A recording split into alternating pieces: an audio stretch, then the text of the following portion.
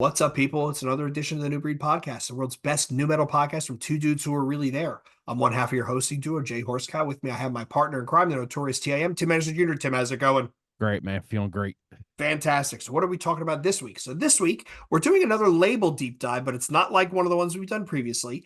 Tim and I have fallen down a little bit of a nostalgia hole, and this week, we're going to be talking about Nothing Records, Trent Reznor's baby, I guess we should probably call it. So Tim, let's get started with how familiar are you with the label itself, the formation, all that stuff that went behind it? Um, so I will admit, because I'm not one of them dudes that fakes it, I am not too familiar with a lot of the artists on there, but I'm very familiar with the label itself, if that makes sense. No, that makes sense. That makes sense. Yeah. So for those listeners who aren't familiar, we all know that Trent Reznor was on TVT, which is what he released Pretty Hate Machine through. He had a very acrimonious relationship with them. He hated them. Truth be told, he recorded Broken and Fixed with Flood under an alias because they didn't want Oh, to give it yeah, to yeah, yeah. TVT. And long story short, he was eventually approached by Jimmy Iovine of Beats fame to do something with Interscope, and Interscope offered to buy them out of their TVT contract with the understanding that Trent will be given total artistic integrity. He would have his own vanity label, nothing to do whatever he wanted with, and they basically wouldn't meddle. So you have a guy coming off of, which I learned this, Tim, when I was doing homework for this. Did you know that they never toured off Broken? Oh, the EP? Never? Yes, Oh, never. wow, no. He recorded and toured off Pretty Hate Machine. They Lollapalooza, the whole nine. They recorded Broken, released it, won a Grammy.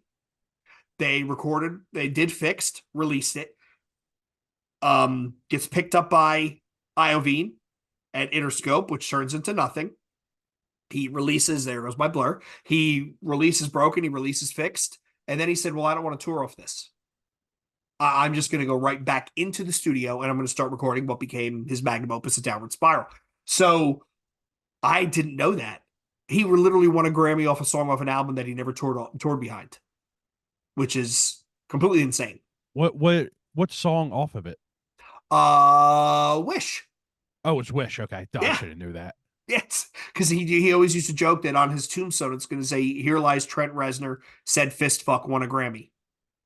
Yeah, there It's you kind go. of amusing. So this is Nothing Records comes about right about at the time 92 it starts. This is right when I was getting into this stuff. So they did a lot of interesting bands. So Tim, I actually did a deep dive. I think we could talk artist by artist through some of the stuff that they've released. Yeah, Um, yeah. I did some notes as well on here. I have like 6 pages of notes. We don't have to actually go through all six of them, but I think we should go through some of like the little stuff that, tells you about the label. So I can do a few if you want. yeah, go for it. Go for it. All right, so like Jay said, found it in 92 by Trent Reznor and also John Malm Jr. Mm-hmm. So Malm, he was the former manager of Nine Inch Nails and Trent. So Malm is also from Cleveland. Well, Trent wasn't from Cleveland. Trent's actually from around kind of where we are. Yeah, PA. Yeah. Yeah, but he moved to Cleveland, I think, with Mm-hmm. his parents had to move there or something. So he met him there after he was doing he was doing Exotic Birds Yes. Yes. before Nine Inch Nails, and Yep. then he left that band, and Malm became his like, I guess like his manager and also like his Kind of like what's his that word? production partner in a way, Yeah, like his yeah, yeah. his yeah, overseer. Yeah. Yeah, then they put out Pretty Hate Machine, all that shit and stuff. But pretty yeah, like you said, Pretty Hate Machine was TBT, which I just realized today what it was. TBT is actually called, what is it? Something Tunes, TV Mm-hmm. Tunes. Yeah. Yeah, Yeah, I it's caught that TV too. Yeah. Tunes. Yeah, I seen that today. I was like, oh, that's funny. So after, like he said, they get off TBT, or after Jay said they get off TBT, they start signing bands, and the first two bands are Nine Inch Nails and Marilyn Manson. And Right. then what do you get? You get Portrait, right? Yep. So I went back and I looked at the release dates. March of 94 is Pretty Hate Machine. No, I think Downward it Spiral. Downward Spiral. April of 94, I think it was, is Portrait of American Family. August or September of 94 is Natural Born Killers soundtrack. Oh So yeah. out the gate, Trent Reznor is establishing not only the label but the sound he's actually going for. And so before we started recording, for anybody who's really interested, there's a book called Into the Never, which talks about the recording of the Downward Spiral and the history of Nine Inch Nails and all that stuff. It really, really fascinating. But they talk about that where he was in the studio, he was doing Downward Spiral, Marilyn Manson shows up. This is when they decide to redo a lot of the stuff from Portrait, because Portrait was already done. It was called something else. It was like the Spooky Kids something or Yeah, other, yeah, the album Spooky name. Kids. Yeah, yeah. And they didn't like the final version, so they re-recorded a bunch of stuff and remastered a whole bunch of shit. But Yeah, this they is didn't like the way it was mixed. It sounded super yes, flat. Yeah. yeah. So this is Reznor firing on all cylinders. So he just signs to Interscope. He gets a boutique label. He releases the Downward Spiral, which shoots up the charts, makes him an instant success. On the back of that, opening on that on the Self Destruct tour, you have Marilyn Manson, who's releasing their first album. Granted, not their best known work, but this is them planting that seed. Then he comes right behind it with the Natural Born Killers soundtrack with Oliver Stone. I actually saw that in the theaters. Me and a bunch of friends drove out to a random like indie movie theater to go see that, and it was my young mind was not prepared for that. I didn't Yeah, get it then. great It took movie. as an adult now I get it, and it's like yeah, it's kind of relevant, but this is them establishing a sound and It going towards what they want. Explain for the younger people exactly what that movie is about, real quick. So, I mean, it talks about it really talks about the glorification of pop culture and how we glorify all sorts of people for all the wrong reasons. Yep. And I mean, the other side of that coin is there are deeply flawed individuals in our society who also their intentions may be pure, but the results and the way they go about their intentions, like, it really is a love story, right? It's a love story Yeah, between Mickey and Mallory, and they have a one of those, Romeo and Juliet-esque eternal loves where they just love each other more than anything. And it just happens to be they're both, sociopaths and they end up doing all sorts of wild shit. But yeah, it's a movie where it's a lot like it's gonna sound cliche, but it's a lot like something like Fight Club, where you're gonna watch it at different points in your life and walk away with completely different takes on it. absolutely. But that was a big thing for him because here's a guy who just came out. He comes out with this monster album. He produces this Marilyn Manson, who everybody is talking about. Joe Lieberman is talking about it. The Parents Music Rights Council is talking about it. Everybody's outraged because it's Marilyn Manson. Blah, blah. And then he comes out with Natural Born Killers, which is in that same vein. It's confrontational, it's aggressive, it's edgy, and you have Oliver Stone directing it. You have a movie again that the knives are out, everybody's attacking it because it's hyper violent, and then you have Trent Reznor doing the music. So I mean, he Great obviously, combination.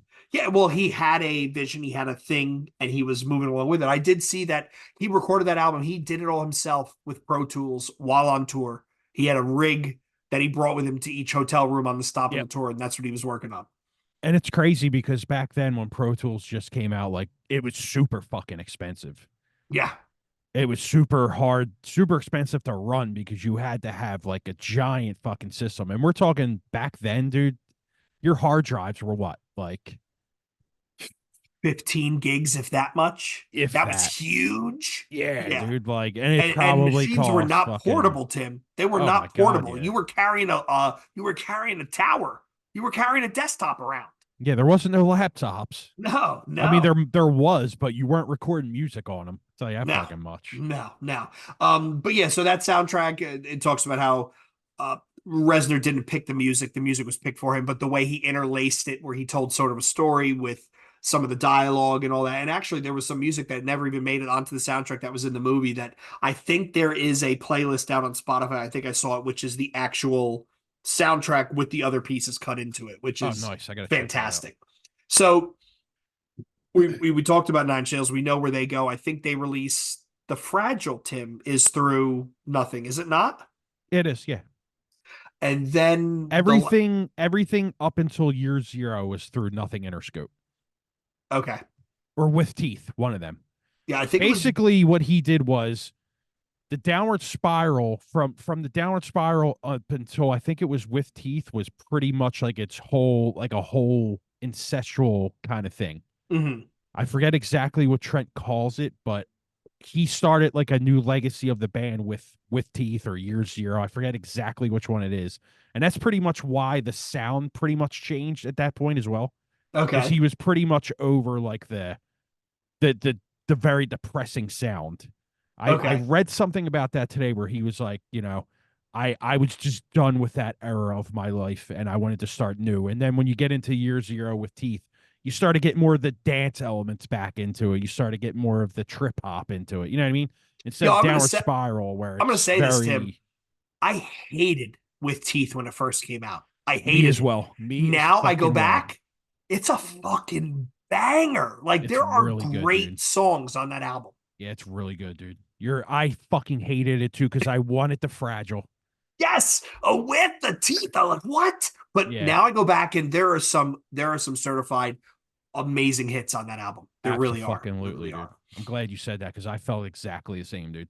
Yeah, it's yeah. So let's talk about so he does. We have Broken, we have Fixed, we have The Downward Spiral, we have Portrait of American Family by Marilyn Manson, we have the Natural Born Killers soundtrack. Following up right after that in September, you have Pop Elite itself with Dos Dedos Mis Amigos. Did you check these guys out, Tim? I did a little bit, and I was kind of like, I don't know. So I will say this. So up the all the albums up to that point, I think it was This Is the Day, This Is the Hour, This Is This. Looks of the Lifestyle. I think Box Frenzy was their first album, was really kind of weirder. Like it was definitely more electronic Yeah, pop music. With Dos Dados, they really lean into the industrial side. Well, makes sense being on Nothing Records.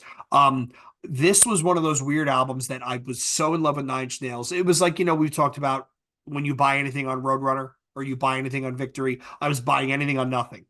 And this album, if you can listen to it, right? So suspend what your gut is like. Ugh. It is a fantastic album. There's pop elements, there's grunge elements, there's industrial elements, there's songs that are heavy, there's songs that are really, really kind of like trippy and electronically trippy. And again, I was like, dude, I'm in love with everything Trent touches because this is another fucking awesome album. Like everything's cool. Underbelly, even the opening track, Ik bin ein Auslander, awesome. I'm gonna have to really dig into that tomorrow at work. I'm telling you, put it on and just give it one full listen. I guarantee you're like, huh, that definitely fit. That definitely fit. And then I remember, again, this was a trip into New York City to HMV. They had a remix album called Two Fingers, My Friends, which is the English translation of Dos Dedos Mis Amigos. They did a whole remix album. I think it was 2 discs. I think it was, and then they did a 3 disc set of all of them together. But I think it was 3 discs. But yeah, and the remixes were like what was it? It was Fetus, it was Die Krups, it was The Orb, all that stuff that was that electronic stuff bubbling below the surface. Yeah, they're a band. If so, our new metal listeners, right? If you like the cool part about new metal where people were just crossing over genres and just didn't give a shit, this is the band you want to check out. Yeah, definitely send that to me tomorrow to remind me so I can I check I, it. I will definitely ping you because I really really like that band. I wouldn't go backwards. I would just listen to Dos Dados and either you like it or not, and then move it along. Um, so next, I think the next band that they released, which is they're really really, it's almost impossible to find anything about them. The band Mondo Vanilli. Did you look into this one I at was all? looking into that today as well. Yeah, Very much a same vein as I think it's the same vein as the KLF. It's more of a performance piece type art collective. There's a couple songs out there. I have an album that I actually downloaded of Soul Seek. Um, very much in the mid 90s nothing vein. Not not anything that I would suggest people would enjoy. Like did you find any of it, Tim? What'd you think? I didn't. I just read about it today. Yeah, it's kind of weird. And then they had some weird shit go on where they got dropped from nothing and they were in this liminal state. And I really think it was one of those bands that was an art project type experiment, kind of really weird thing, and it just never landed. Well, most of these bands were like UK based, right? There was a lot of UK bands. We're Uh, going to talk about a bit. They had a distribution deal with I believe it was Wax yeah, Records. So yeah. you're going to end up with a lot of the really unique type drum and bass shit as we get later into the catalog. But yeah, this was one of those bands where I listened to it and I was like, okay, I get it. Uh, very much a product of its time, if I have to say. And if you're really looking for the album, I forget what's the album title. I have it in here somewhere. You can find it. Where is it? Uh, Definitely hit Soulseek up. IOU Babe. Okay. Yep. So that was the name of the album. I definitely downloaded that up Soulseek. But yeah, find it. It's out there. It's really kind of weird. If you like that experimental arty stuff, almost not as abrasive as digital hardcore, Atari Teenage Riot, but in the same aesthetic vein, something you might be interested in. Yeah, there's a band on here that I know I've heard before, we've talked about before. I just forget what the fuck they sound like. It's Prick. So yeah, so this I fucking love this album. I love this album. Everybody go back. It's Prick. It's self-titled. There are the first five tracks of that album are guaranteed radio rock songs. They never got the attention or the play that they deserved. Animal, um, other people communicate. Like there are some great songs on that album. I was lucky enough, I got to see them open the Bowie Nine Inch Nails Outside tour Oh yeah, in yeah. 90, was that 95 or 96 or something like that? 96, I think it was. Um, I was lucky enough to see them, but yeah, this album, it's a rock, it's truly a rock record with a little bit of keyboardy stuff thrown in, not as like an afterthought. It adds a little bit of flavor. But the song Animal there was a video for it. It was all over MTV. It was really, really good. Another one where I'm not sure if it's on Spotify. You might have to dig through Soulseek, but I really dug this album. I really did. So all these records Trent produced. I don't think he produced all of them. I think they were signed to his label, but so let me see. Dos Dados, did he produce it? No. Puppet itself did Dos Dados themselves. Um, Let me see. Prick. Where is that? Trying to find who produced the original album. Every time I see Mondo Vanilli, I read Milli Vanilli. Same thing. Same thing. Like today, I was like, wait, what the fuck does that say? Who produced Prick? Trent Reznor produced Prick. Okay. That's another one I got to listen to tomorrow. Yeah, I mean, you can get through I would say the first seven songs. Once you get to Animal, you could probably punch out. But Animal is a monster. Like this is a video. It was all over MTV, and because it had Trent Reznor's fingerprints on it, people paid attention to it. But it was, I like it. If you like, I don't know, if you like the stuff that's kind of post grunge, like there's definitely a grunge aspect to it. More pop centered songwriting. This is definitely one to check out. Yeah, it seems like a lot of the stuff on there was pop centered, but an industrial feel, rock feel. Yeah, very, very, very much so. Until he gets later where he gets really weird and electronic. The interesting thing about Prick, their second album was called The Record. It was self-released. This was one of those albums that you could only find on eBay for like $500 God because there damn. were so few copies of it. And this was before file trading. This is before all that. There were so few copies of it, and they were so hard to find. They were literally selling for that much. And now Shit. it's on SoulSeek, and anybody can listen to it. There you go. Let's do the next one. Meat Beat Manifesto. Do you remember these guys at I all? do, yeah. Yeah. So what do you think? How would you describe it, Tim? I I haven't heard it in so long, dude. I couldn't even tell you honestly. It's so I actually went through and listened to a lot of this stuff today. They are a quintessential 90s techno band, Oh, right? okay, okay. So They were on the soundtrack for weren't they on that one soundtrack we did before?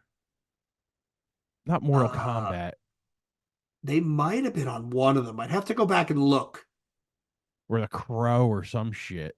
They were on something that we listened to. But yeah, it's very much techno industrial dub. There was a little bit of like breakbeat in there. Very much a sign of the times. That stuff that was that idea of techno in the mid '90s. That's what these guys played. Not bad, not bad. I wouldn't go out of my way to listen to it, but not bad.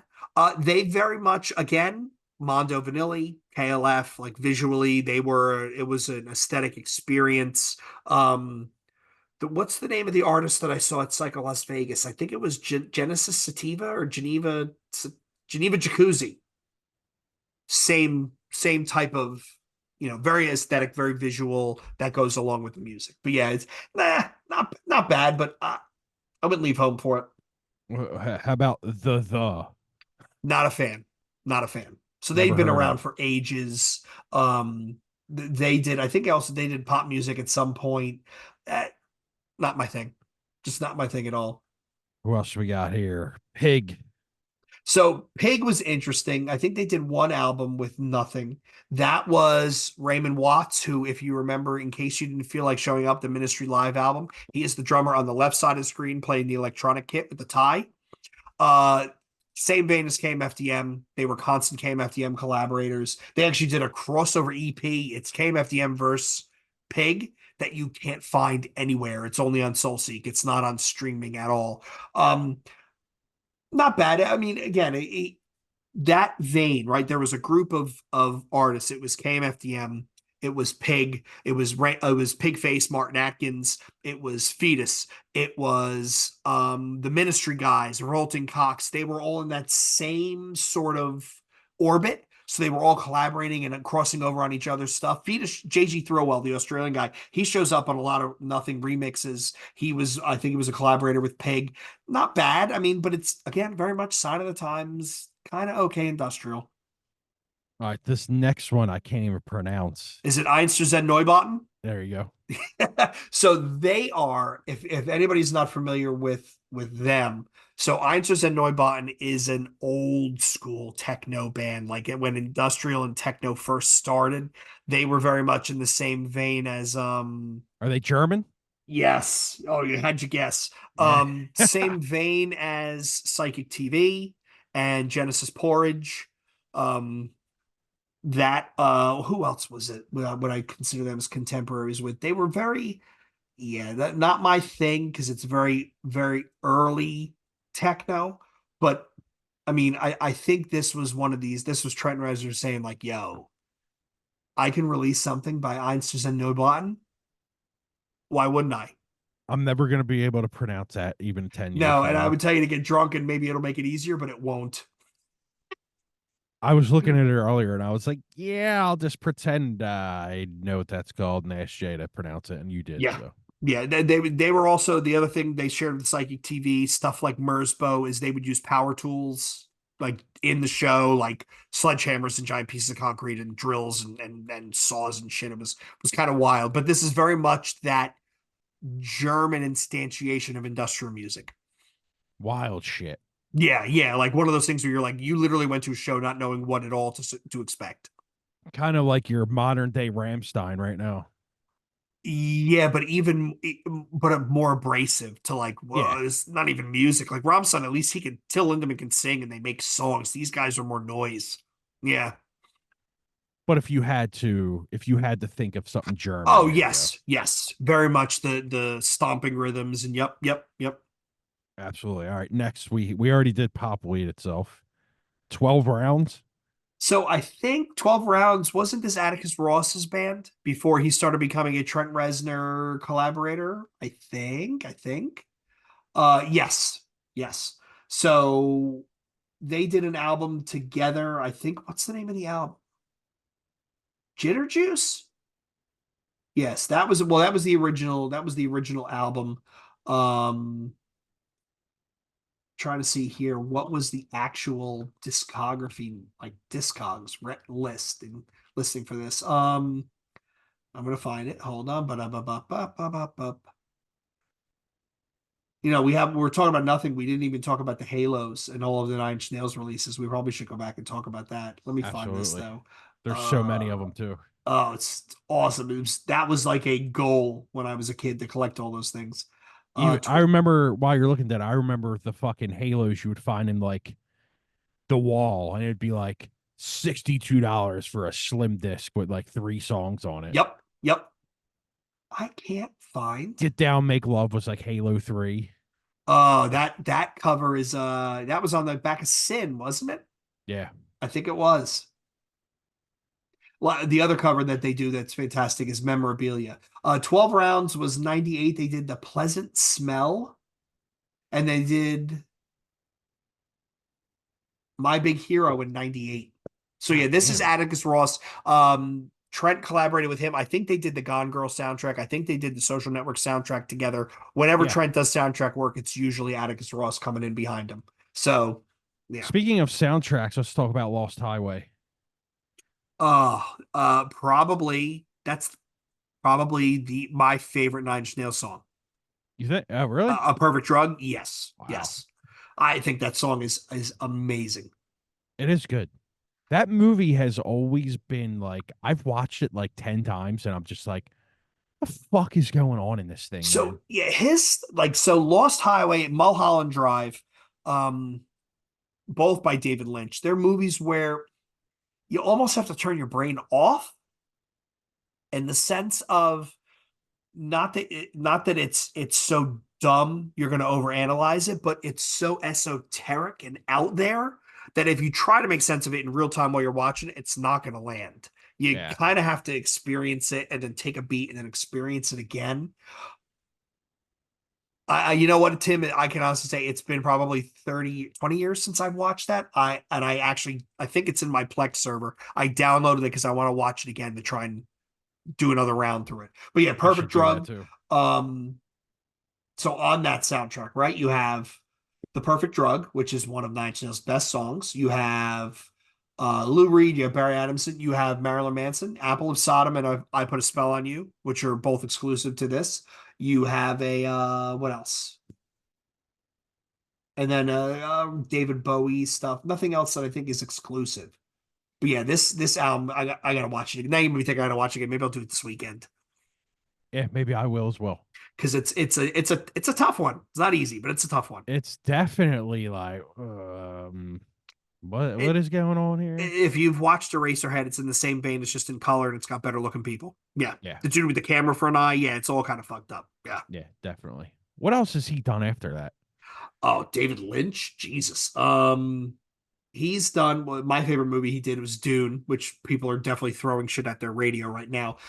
He did Eraserhead, he did Blue Velvet, The Elephant Man, Mm, Wild at Heart, um, Twin Peaks, okay. right?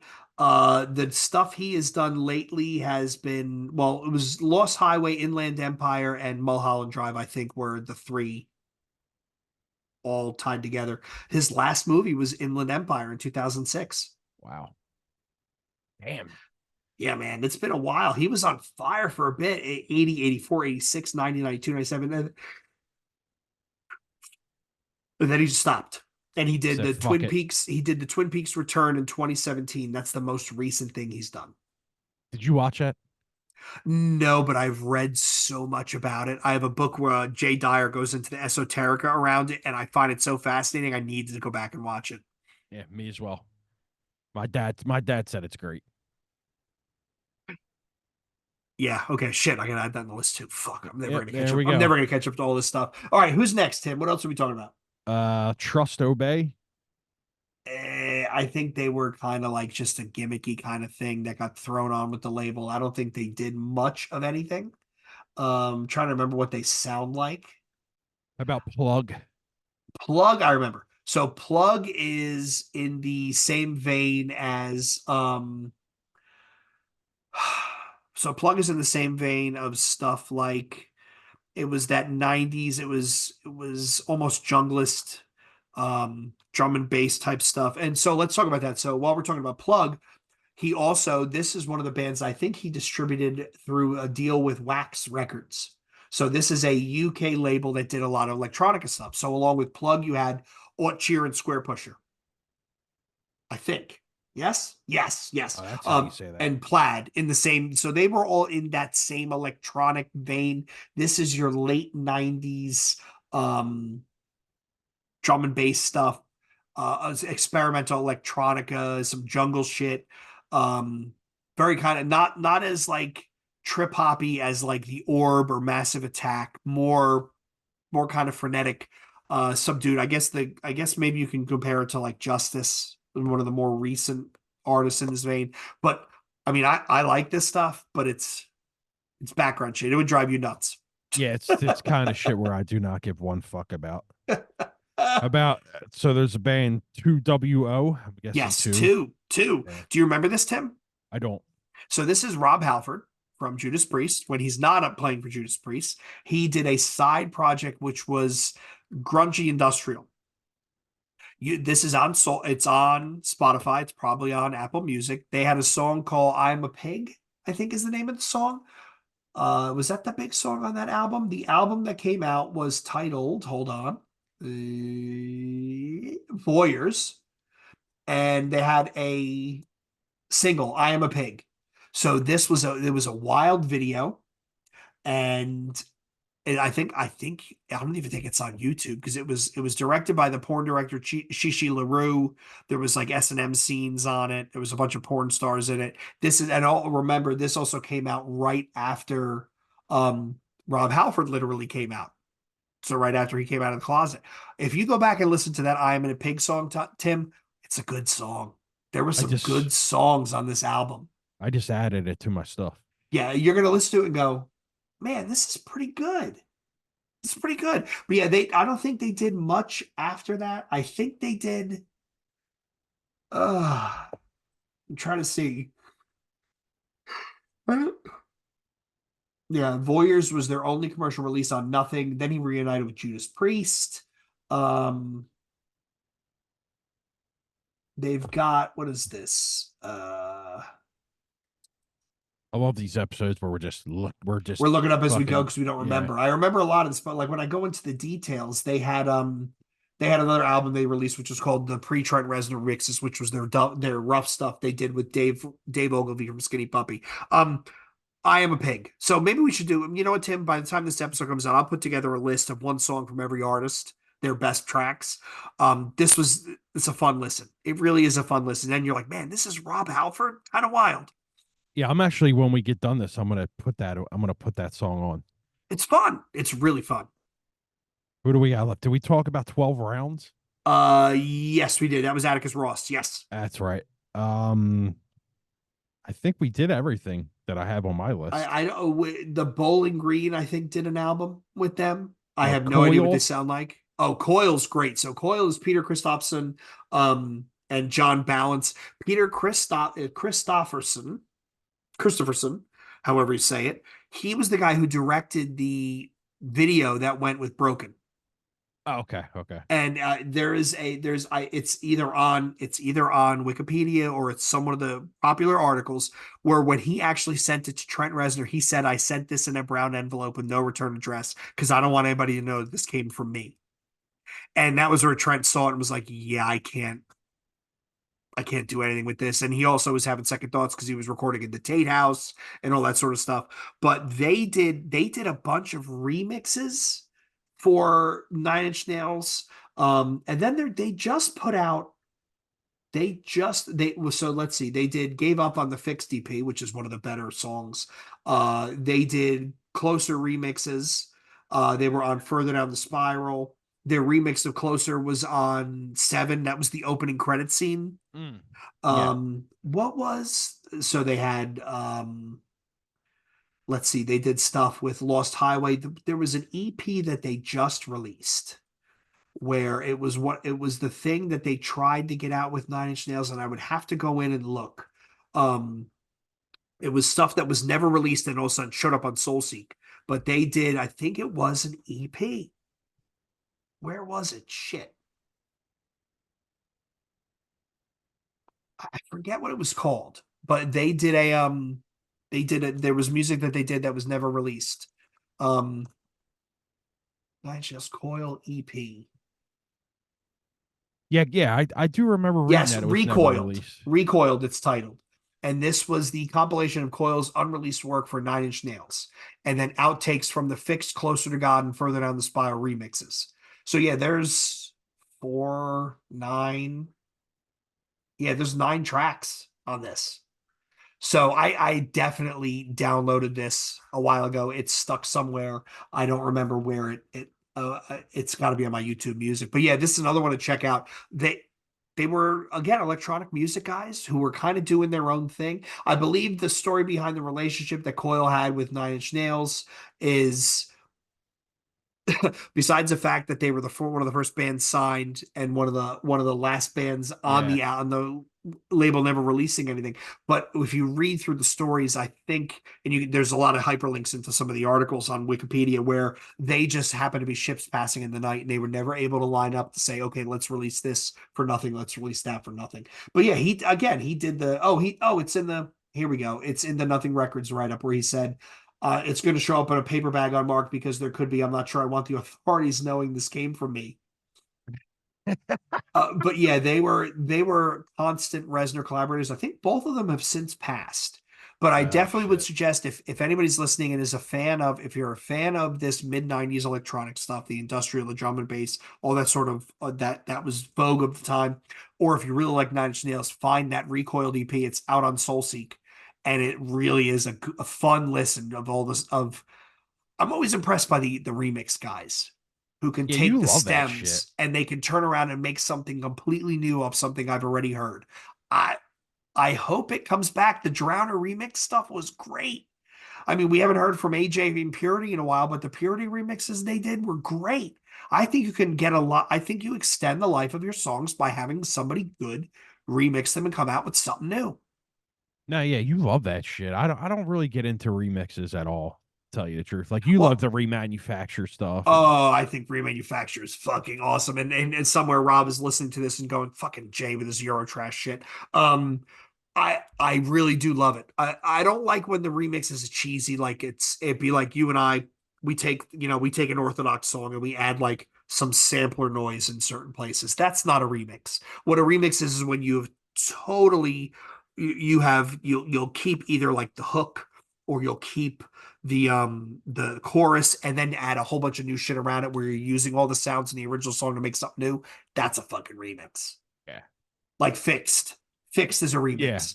Further Down the Further down the Spiral, spiral, yeah. there was the Fragile remixes, right? Like that's an example. That's an example. So yeah, I think we covered everything on Nothing Studios, but yeah, Nothing, and then like Tim said, it folded when John Malum and him had a falling out. Did you see that one article, Tim, where it talked about how Trent got sober after the Fragile? He reached out to Malum, and the guy said he only had $400,000 in liquid Yeah. assets, which Well, is apparently he was wasting it all on drugs and shit or some shit. the other guy was he was screwing him. The other guy was Yeah. screwing him something fierce, and that's terrible. Yeah, it's just crazy how after that fucking long of friendship, like that's kind of shit that happens. Like it I, always happens that way. but you're right. It always happens. Look at Billy Joel getting ripped off. I mean, these guys, they're known as musicians, not businessmen, for a reason.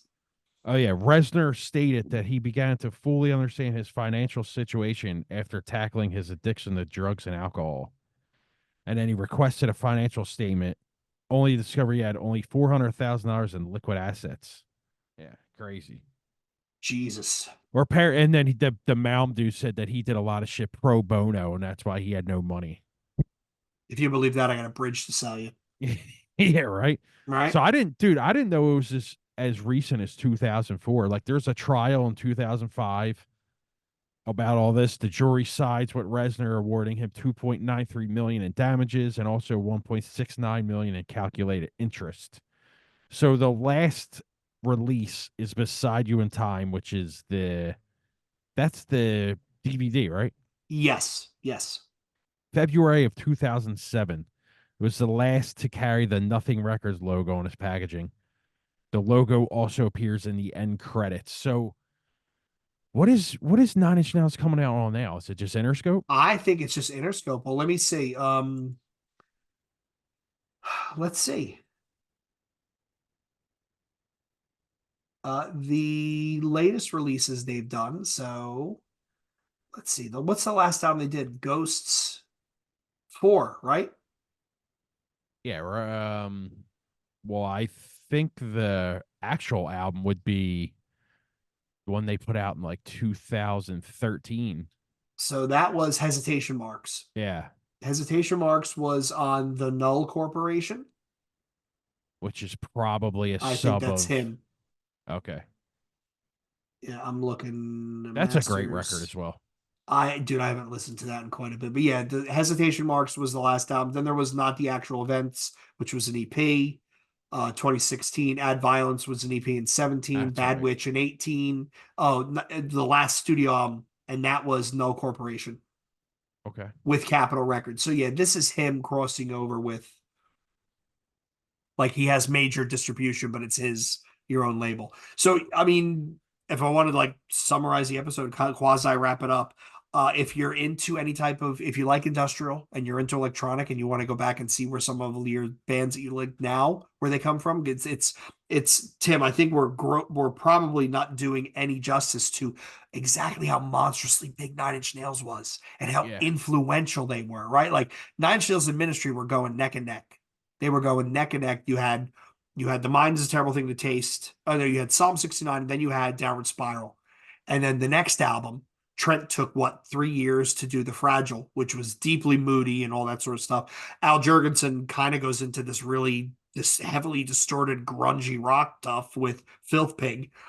But if you like what new metal does regarding the experimentation, you should check out Pop Elite itself. If you like the electronic side, you should definitely check out that stuff like Square Pusher, Ochier, Plug. If you like KMFDM, check out Pig. If you like just good old rock music with a little bit of industrial to it, a catchy hook, listen to Prick. Meet Be Manifesto, same thing as all that stuff, and definitely check out the Coil remixes. Would be my 2 cents. Like I think those are almost required listening. Yeah, I got a lot of homework to do tomorrow. So Yeah, we do. And then I gotta watch 2 seasons of Twin Peaks and then Lost Highway and Mulholland Drive. All right, so Tim, this was a fun dive. I know you joked about it's always good podcasting when we're looking up facts on the fly, but hey, if we over prepared, people would be bored because it would just be you and I talking, like, droning on. exactly. So I want to thank everybody for tuning in, watching, listening. Once again, thanks to all you. I think we have over 400 subscribers on YouTube. So thank you. Thank you very, very much. That's awesome.